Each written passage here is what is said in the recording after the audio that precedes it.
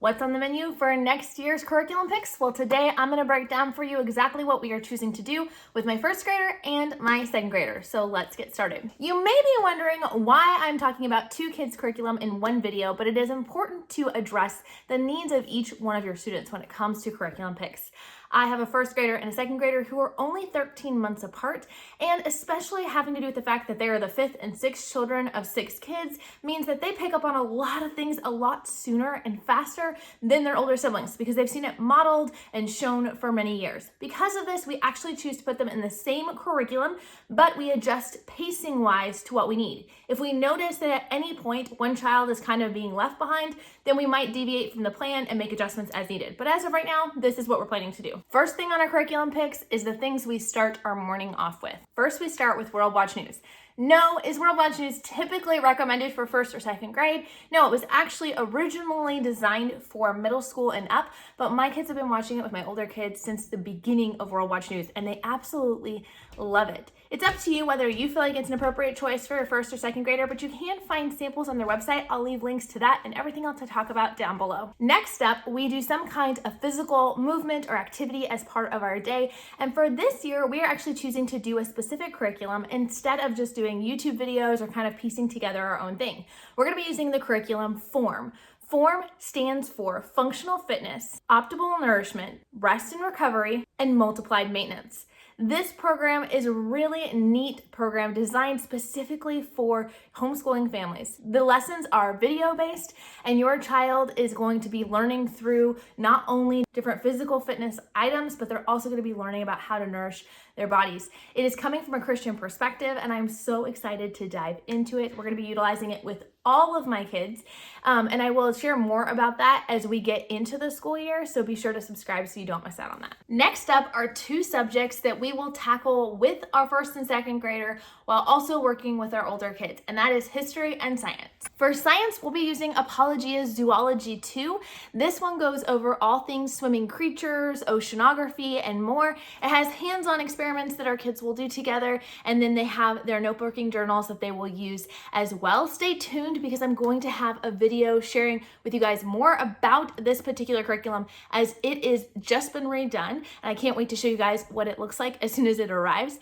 But we are really excited to jump into that this year. For history, they will be joining us for Biblioplan's Ancient Times.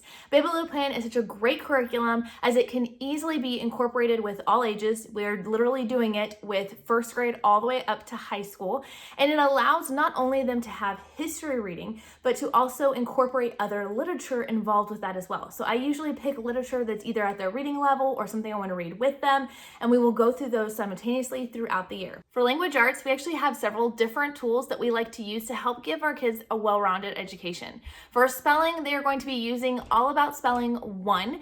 This is something that they're really excited to jump into, especially since All About Spelling has been redone and includes so many more games and activities just like All About Reading. You can check out a video about that down in the description below if you want to see what changes have been made. Something you may or may not know about my 2 youngest is that they actually are homeschooled by my friend Wendy over from Plan Prep Pray. She incorporates the 2 of them in with her youngest 2. And so one of the things their family uses, and my girls will be using as well next year, is Christian Light Education.